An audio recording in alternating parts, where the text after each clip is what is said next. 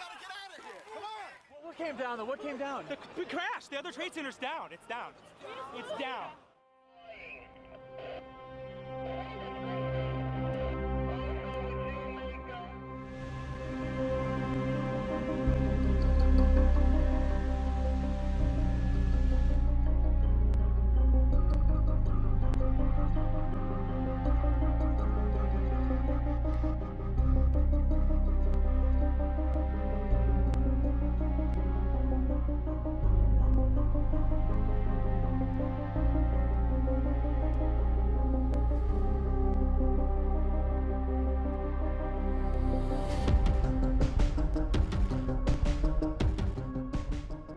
Back at 8:30 on this Tuesday morning. It's the 11th day of September, the year 2001. Al, it is such a pretty morning, isn't it? Perfect fall morning, although it's not fall yet.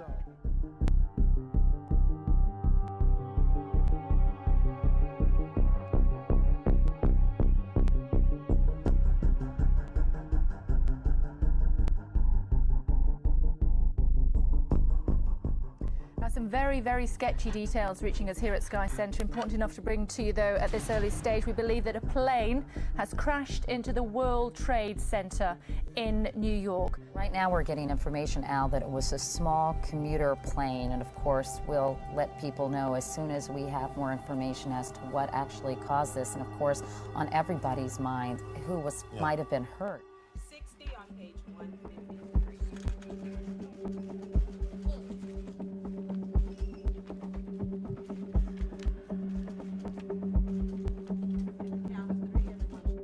We've just seen is about the most shocking videotape I've ever seen. What are the odds of two separate planes hitting both towers?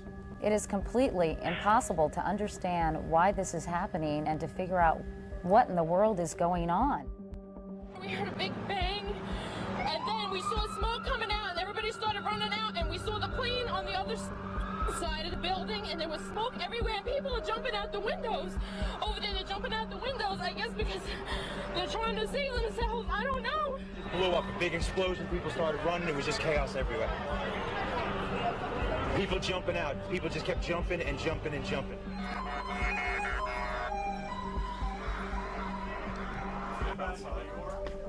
Talk about it later. Thank you all. And now you have to move from talk about a possible accident to talk about something deliberate. Let's go to President Bush right now. 2 airplanes have crashed into the World Trade Center in an apparent terrorist attack on our country. I have spoken to the Vice President, to the Governor of New York, to the Director of the FBI, and have ordered that the full resources of the federal government go to help the victims and their families, and to conduct a full-scale investigation to hunt down and to find those folks who committed this act. Terrorism against our nation will not stand. And now, if you join me in a moment of silence.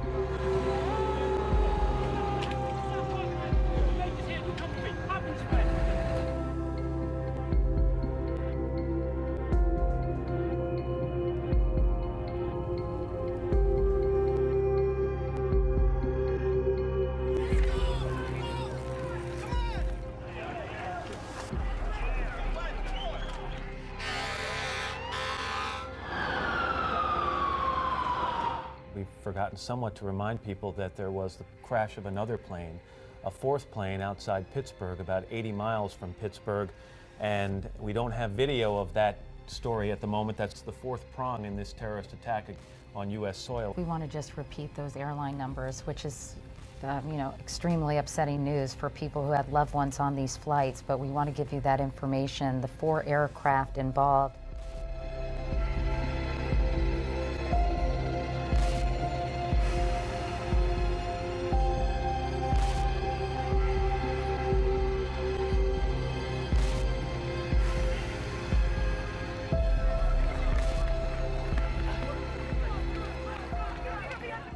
We described to you the possibility of that north tower collapsing. About 5 minutes after we went off the air, it did collapse.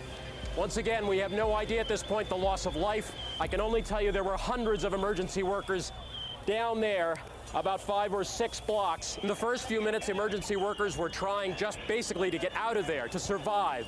You could see that written in their faces. The situation was so desperate, they just wanted to get out of there.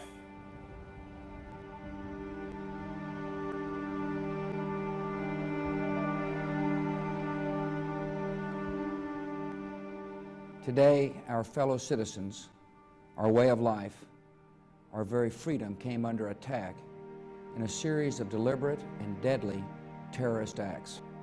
The victims were in airplanes or in their offices, secretaries, businessmen and women, military and federal workers, moms and dads, friends and neighbors. Thousands of lives were suddenly ended by evil, despicable acts of terror. The pictures of airplanes flying into buildings, fires burning, huge structures collapsing, have filled us with disbelief, terrible sadness, and a quiet, unyielding anger. A great people has been moved to defend a great nation. Terrorist attacks can shake the foundations of our biggest buildings, but they cannot touch the foundation of America.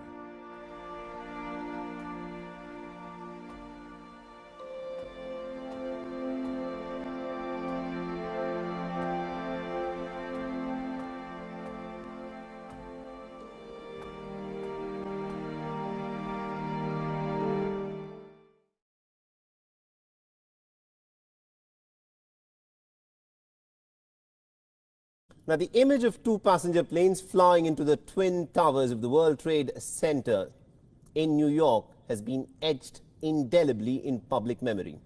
Today marks 19 years since the 9/11 terror attacks, when 19 al-Qaeda militants had hijacked 4 planes. They carried out suicide attacks against certain select targets in the United States. Here's a recap of those events that became the deadliest terror attacks in U.S. history and also went on to change the course of history over the course of the next 2 decades.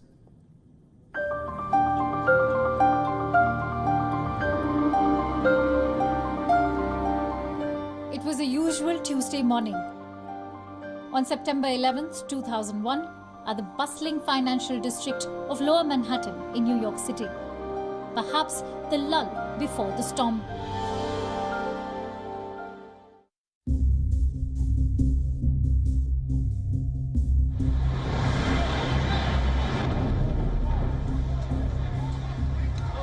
At 8:46 a.m. Eastern Time, an American Airlines Flight 11 traveling from Boston to Los Angeles strikes the North Tower of the World Trade Center in New York City. The impact left a gaping, burning hole near the 80th floor of the 110-story skyscraper, instantly killing hundreds of people and trapping 100 others. TV cameras broadcast live visuals of what seemed like a freak accident at the time. The evacuation of the Twin Towers was underway, and 17 minutes later, at 9:03 a.m. Eastern Time, a second Boeing 767 United Airlines Flight 175 appeared out of the sky and sliced into the South Tower near the 60th floor.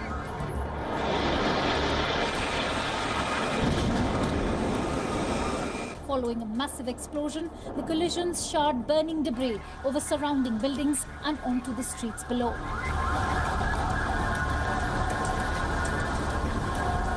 It was clear America was under attack.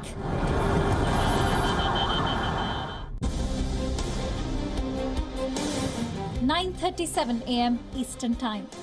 American Airlines Flight 77 circled over downtown Washington, D.C. before crashing into the west side of the Pentagon military headquarters. The Boeing 757 caused a devastating inferno, demolishing a portion of the giant concrete building, which is the headquarters of U.S. Defense.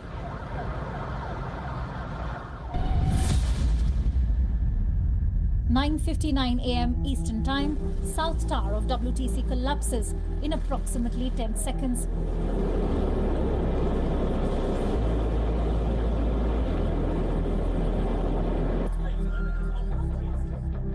10:03 a.m. Eastern Time, United Airlines Flight 93, traveling from Newark, New Jersey to San Francisco, crashes in a field near Shanksville, Pennsylvania.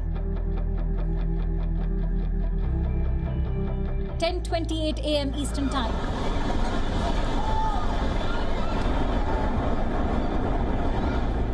North Tower of WTC collapses.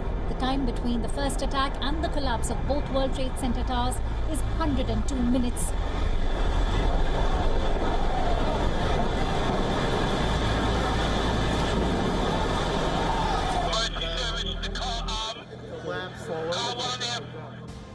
The two crashes at the World Trade Center killed 2,753 people. The Pentagon crash led to the death of 184. 40 passengers and crew members died in the Pennsylvania crash, bringing the total of victims to 2,977 that were killed in these 4 attacks. The attack was orchestrated by Al-Qaeda leader Osama bin Laden. They were allegedly acting in retaliation for America's support to Israel, its involvement in the Persian Gulf War, and its continued military presence in the Middle East. Bureau Report, WION, World is One.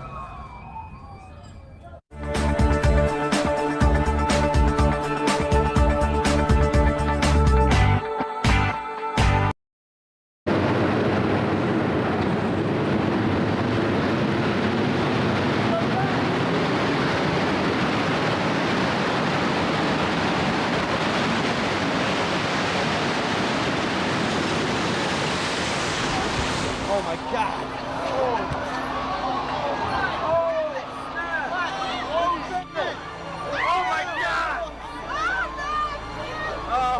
God.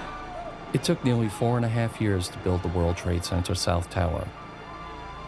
But at 9:59 a.m. on September 11th, 2001, it only took 12 seconds for the 110-story building to fall.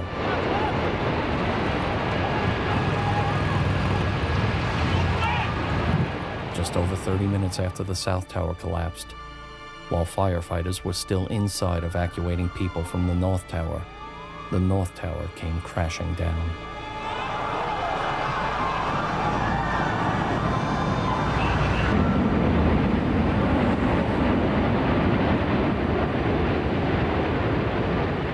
Heard a rumble. I thought it was some more jets coming in, and I looked up and the North Tower was starting to collapse. Turned around, ran as far north as I could, realized I wasn't going to outrun this building, dove under a rig, waited till the debris had cleared. Luckily enough, the rig survived the collapse. Start to regroup, find out how many people we had missing, find out how many people we thought we lost. It was more important to them to save lives than it was to save themselves. I was on the 81st floor. Tell me what you saw and heard. I had 40 people in there, just an explosion. There's a light flash out my window. My whole doorway to the entrance of my office blew open. My office was freaking out. And I just told them to calm down and get to the center of the office. Everybody was fine on my floor, and we just started heading down the stairs. I heard people were trapped in the bathroom. I ran to the bathroom. It was just blown out. I asked if anybody was in there. People weren't in there. So I started going down the steps. I heard people shouting. I stopped at like 68, and there's a woman in a wheelchair. And I got her in the strap wheelchair and just carried her down the steps and carried her down 68 floors, man. And then we got lost on the 5th floor. It was chaos. What happened? It collapsed.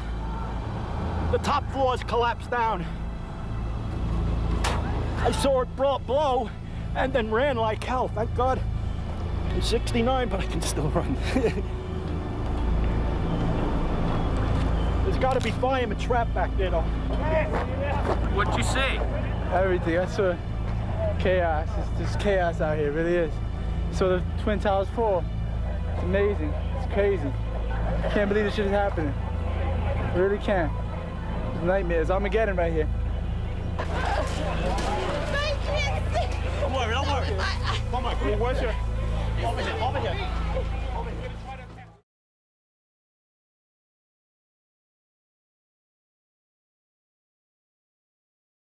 American 11. Are you trying to call? The cockpit is not answering their phone. Our number 1 has been staffed, and our 5 has been staffed. I am going to call from Washington. I am in a situation with American 11, a possible hijack. What's going on, Betty? The aircraft is erratic again. Problem, very erratic.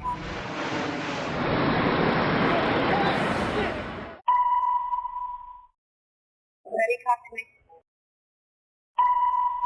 Betty, are you there? Betty? Betty? A plane just What? The 737? What? The World Trade Who are you talking to? Oh, God. Oh, my God. United 175, New York. We have some problems over here right now. We might have a hijack over here, 2 of them. Jules, this is Ryan. Listen, on an airplane that's been hijacked. If things don't go well, it's not looking good. I just want you to know I absolutely love you. I want you to do good. So have a good time. Same to my parents and everybody. And I just totally love you. And I'll see you later, sir. Bye, babe.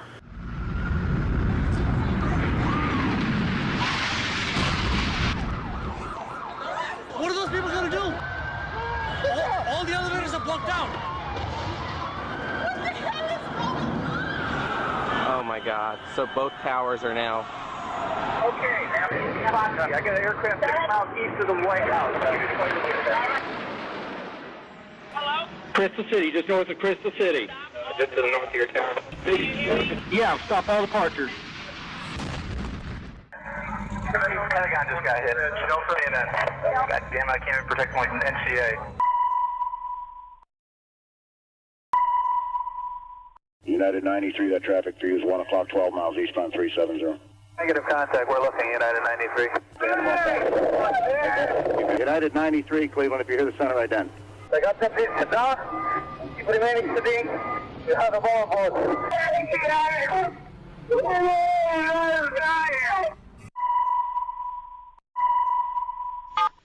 Tuesday, 9:47 a.m. Hi, baby. Baby, you have to listen to me carefully. I'm on a plane that's been hijacked. I'm on the plane. I'm calling from the plane. I want to tell you I love you. Please tell my children that I love them very much. And I'm so sorry, babe. I hope to be able to see your face again, baby. I love you. Bye. We're 56865.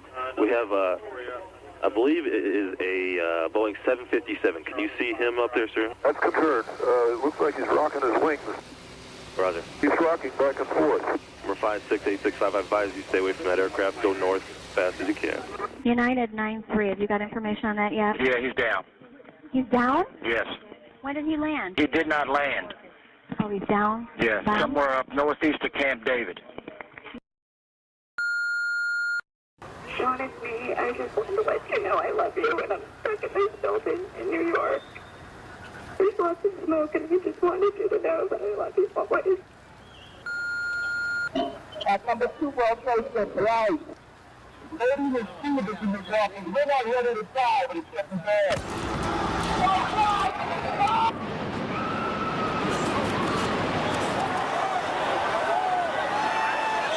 I'm on the 83rd floor. I'm gonna die, aren't I? No. I'm gonna die. Ma'am, say your prayers. You gotta think positive because you gotta help each other get off the floor. I'm Now, gonna die.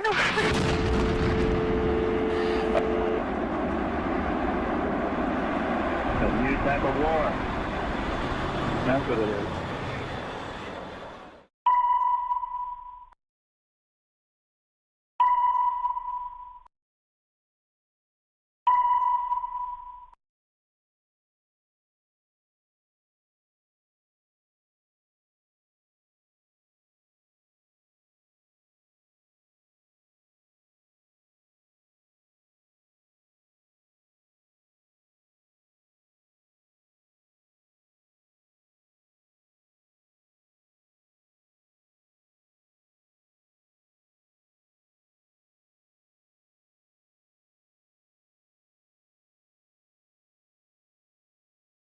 Get on that? I had one.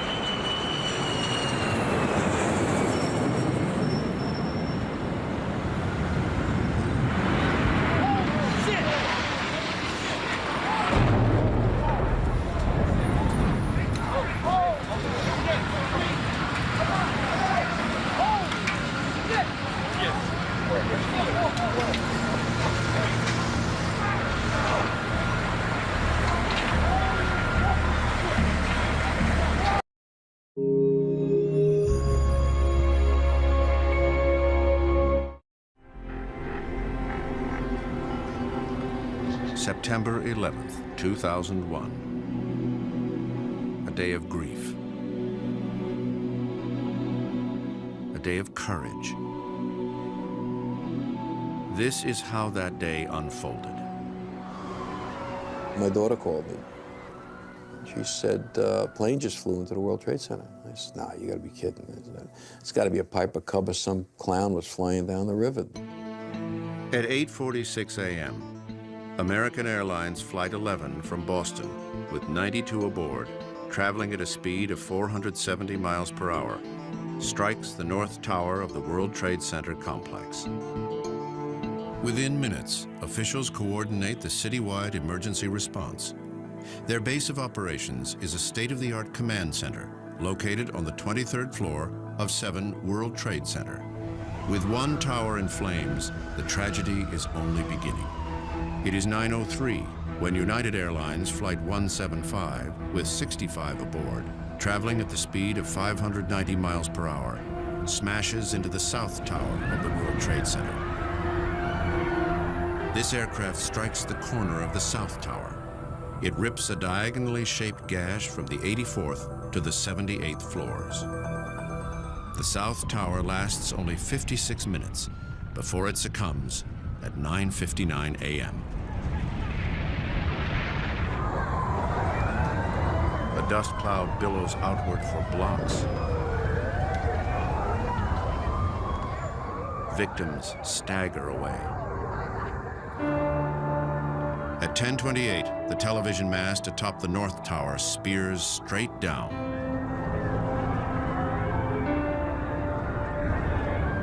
Once the collapse started, there really wasn't any way to stop it. It was just going to go all the way down once it got started.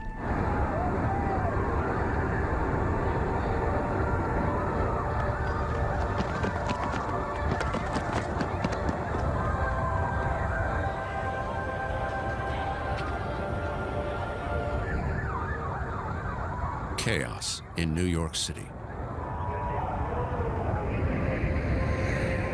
Power is down in Lower Manhattan.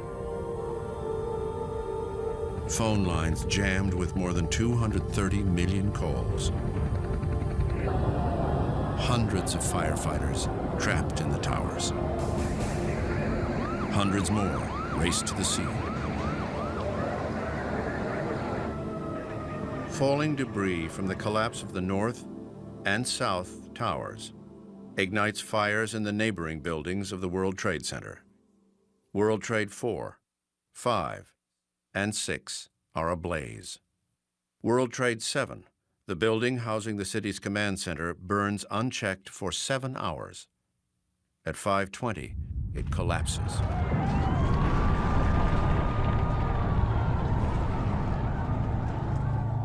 The city's emergency nerve center is destroyed. Somewhere in that time, and it's very hard to keep track of time during this, they had been ordered to evacuate number 7 by the Port Authority. To this day, we don't know who gave that order, but whoever it was saved a lot of people's lives. With New York a war zone, some residents walk across the Brooklyn Bridge to get out of the city. Others seek escape in vessels piloted by the Army Corps of Engineers. At 7:45 p.m., the New York Police Department says 78 officers are missing and estimates that 200 firefighters are dead. At 10:56 p.m., police officials say they believe there are victims alive in the rubble of the World Trade Center. Working with urban search and rescue teams, there was a lot of areas to be searched underneath the debris field. There were voids that had to be searched for possible live people. September 11th, 2001, the longest and most tragic day in New York's history, is drawing to a close.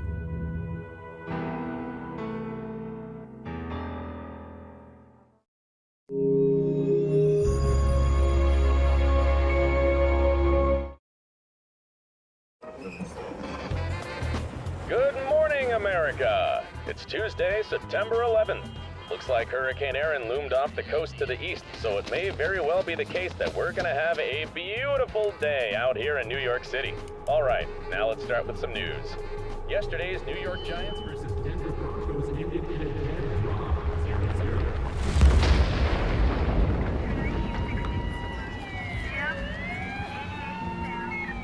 On September 11th, 2001, nearly 3,000 people became victims of the most devastating series of terrorist attacks executed on American soil. In this episode, you'll learn why the 9/11 attacks took place, how they were planned and executed, and how the world changed after 9/11.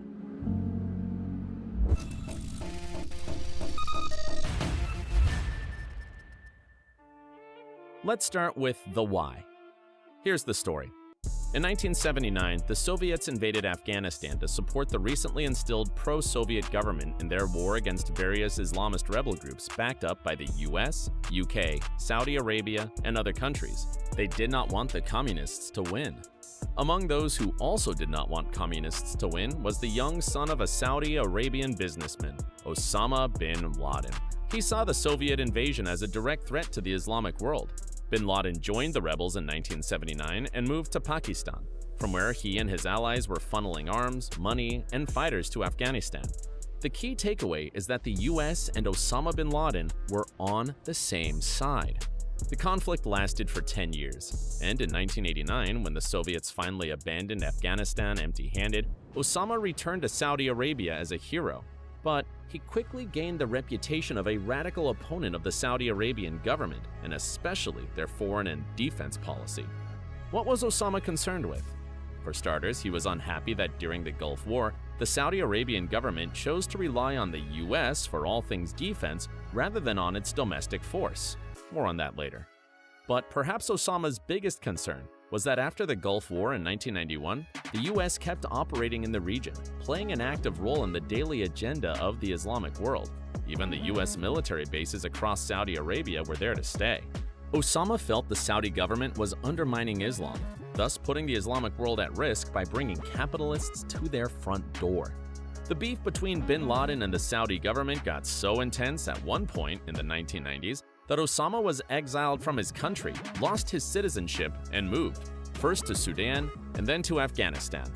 By then, bin Laden had already established al-Qaeda, an organization that declared the holy war against the US.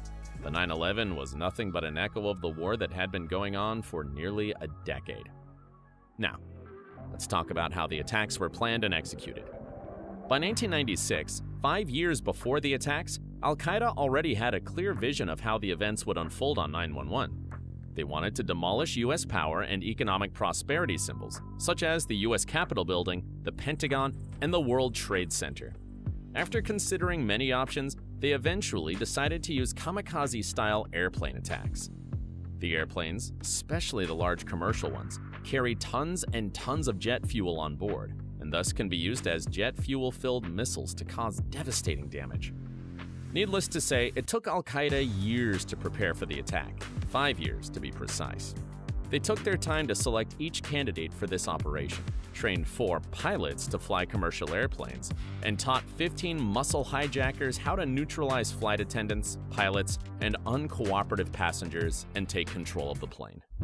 On the morning of September 11th, 2001, all 4 groups of terrorists successfully took control of 4 airplanes shortly after takeoff. You know what happened next. 2 Boeing 767s crashed into the World Trade Center Twin Towers in New York City. 1 Boeing 757 crashed into the Pentagon headquarters in Virginia. Another 757 never reached its target. Apparently, the flight passengers retaliated and almost forced the hijackers to nosedive the plane miles away from the US Capitol building in Washington, D.C. Now, let's talk about how the terrorists were able to hijack the airplanes. The pre-flight security checks and in-air security procedures of the early 2000s were nowhere near today's standards. Before 9/11, one could take a knife up to 4 inches on board the plane, no questions asked. The only security measure in place was a super basic metal detector, which was only decent at detecting large metal items. Al-Qaeda exploited those holes in US airline security as the hijackers carried small knives and box cutters through security and used them to assault the crew. The in-flight security procedures before the 9/11 attacks were also cumbersome. For example, flight attendants used to have keys that would open the cockpit doors. That's exactly how the hijackers accessed the cockpit. They forced the flight attendants to open the cockpit doors or threatened to blow up the aircraft and had the pilots themselves open the doors. After 9/11, the keys to cockpit doors were eliminated, doors toughened, and in-flight security rules changed so that pilots do not open the cockpit doors no matter what.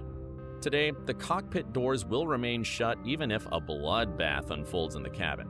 Also, the reinforced post-9/11 cockpit doors can withstand gunfire and even grenade explosions. Millions of people remember what they did and where they were on September 11, 2001.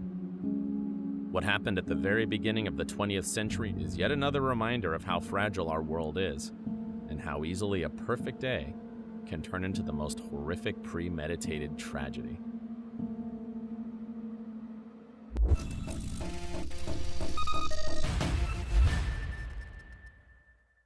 Alright, if you liked this video, please give it a thumbs up. And don't forget to hit that notification bell so you won't miss new episodes.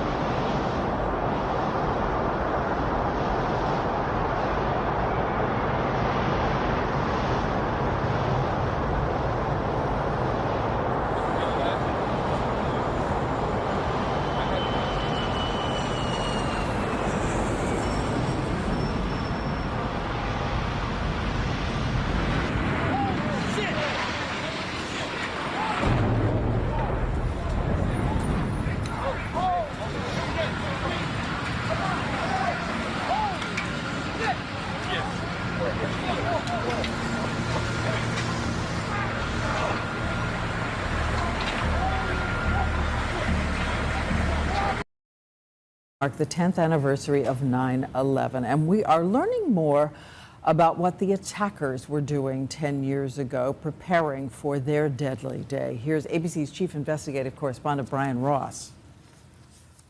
On this day 10 years ago, Osama bin Laden in Afghanistan received word that the day of the attack had been finalized, September 11th. As for the hijackers, they had set their targets by this day and were moving into place. Several, including team leader Mohammed Atta, prepared to wire unused cash back to al-Qaeda bank accounts. One of them, Mohan al-Shiri, calls United Airlines on this day to correct the spelling of his name on his September 11th reservation record. All 19 of the hijackers were in the U.S. on legal visas, issued in their true names with no real background checks. Officials say today that would not happen. It's very hard to get a visa to enter the United States if your name even sounds like a terrorist. At Logan Airport in Boston on this day 10 years ago, 2 hijackers arrived from Florida. And later, others are seen casing the security they will easily pass through on September 11th, run then by airlines themselves, not the government. Now it's different because we have a professional law enforcement organization responsible for security. Even so, as the Government Accountability Office has since found, the equipment of the new agency, the TSA, still can't reliably detect explosives. And TSA screeners continue to somehow miss a huge number of guns and weapons at airport security posts. We don't pay them very much money, and we don't train them very well. Finally, on this day 10 years ago at the White House, President Bush traveled to Ohio, with still no action taken on the report he had received from the CIA, bin Laden determined to strike in U.S. 10 years ago, it took me 9 months to get one meeting at the cabinet level to talk about al-Qaeda. And that meeting occurred a week before 9/11. And what happened after the meeting? Nothing. And that was hardly the only missed signal, as we'll see this week, Diane. As one official said, the system was blinking red and no one did anything about it. A look ahead from the past we know. Thank you, Brian Ross. A huge explosion now, raining debris on all of us. We better get out of the way.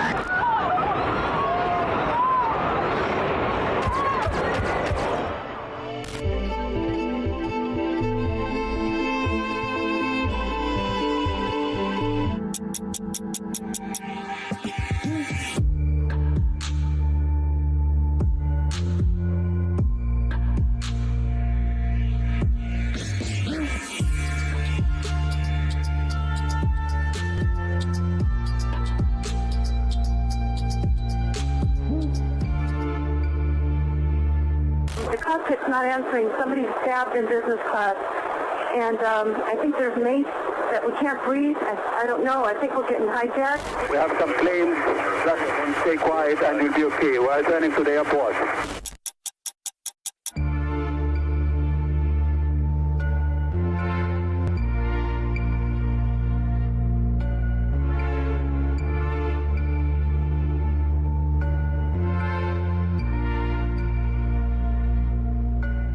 If you're just joining us, you're looking at dramatic pictures of New York's World Trade Center in Lower Manhattan, where a short time ago we are told that a plane crashed into the upper floors of the westernmost tower.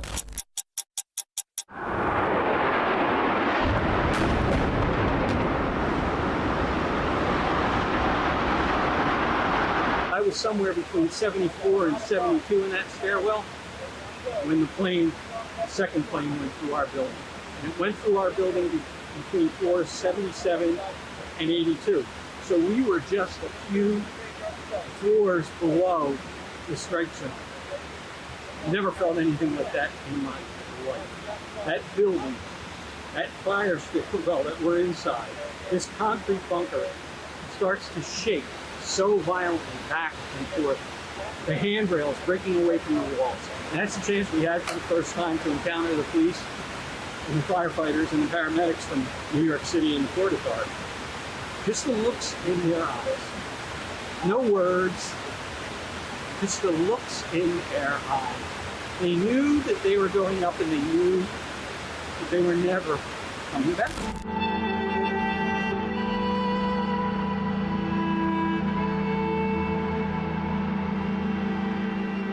It looked like it was on purpose. You saw a plane? Yes, I just saw a plane go into the building.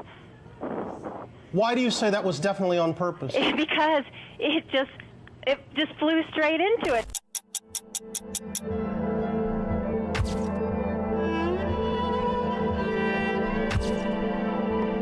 I walked up to him and leaned over and said, "A second plane hit the second tower. America is under attack." Today we've had a national tragedy. Terrorism against our nation will not stand.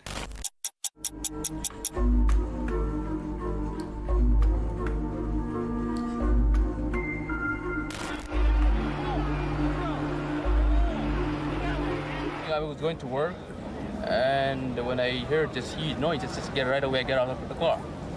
Then I saw the plane was coming down, and around this area, the wing goes up and down this way. Then with the second, just crashed right away.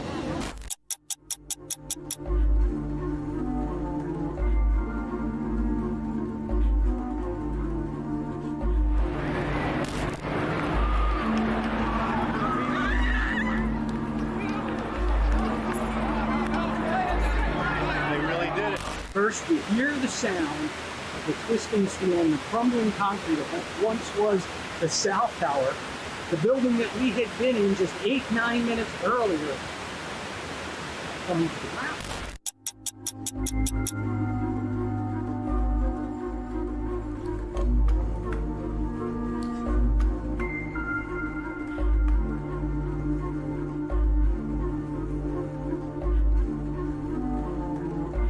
My husband, Tom Burnett, he was a passenger on Flight 93 that morning. The phone rang in on call waiting. It was Tom. I said, "Tom, you're okay." And he said, "No, I'm not." He said, "I'm on an airplane that's been hijacked. It's Flight 93 from Newark to San Francisco." He said, "They have already stabbed a guy, and they're trying to get into the cockpit." On his fourth and final call, he said they were waiting until they were over a rural area to take back the airplane. And as we sat there listening, I said to him, "You sit down, you be still, be quiet, and don't draw attention to yourself." Well, he didn't listen. He screamed into the phone, "No, no, no. If they're going to crash this plane, we're going to do something." He hung up the phone, and led the crew and passengers down the aisle and into the cockpit. United 9-3, have you got information on that yet? Yeah, he's down. He's down? Yes. Why didn't he land? Because we have confirmation. He did not land. Oh, he's down? Yes, Down? somewhere up northeast of Camp David.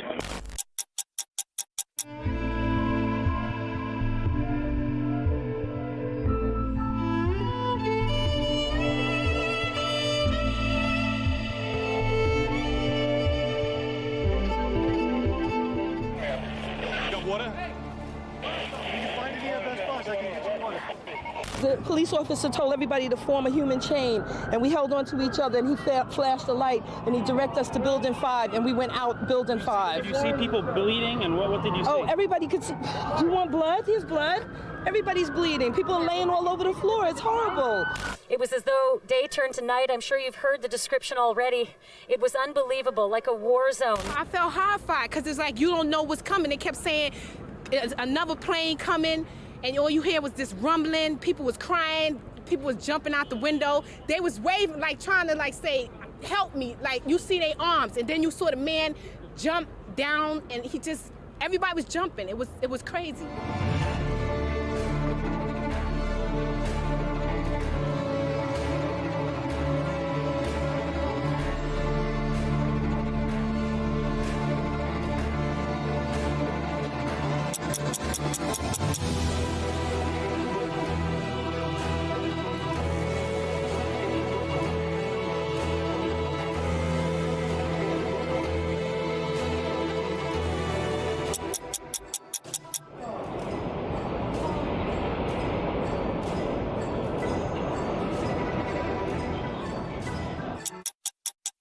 Today, our fellow citizens, our way of life, our very freedom came under attack in a series of deliberate and deadly terrorist acts. These acts of mass murder were intended to frighten our nation into chaos and retreat. But they have failed. Our country is strong.